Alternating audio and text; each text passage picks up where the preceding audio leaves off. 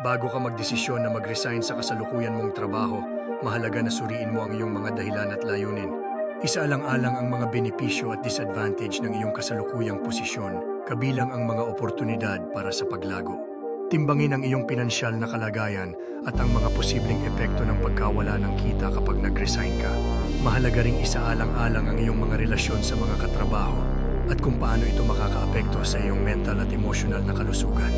Isipin ang mga alternatibong oportunidad na maaari mong pasukin at kung paano sila ihahambing sa iyong kasalukuyang trabaho.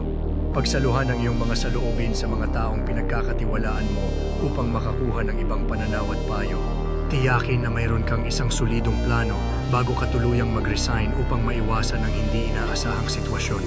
Huwag kalimutang i-evaluate ang timing ng iyong desisyon, lalo na kung ito ay makakaapekto sa iyong mga benepisyo at pribilehiyo.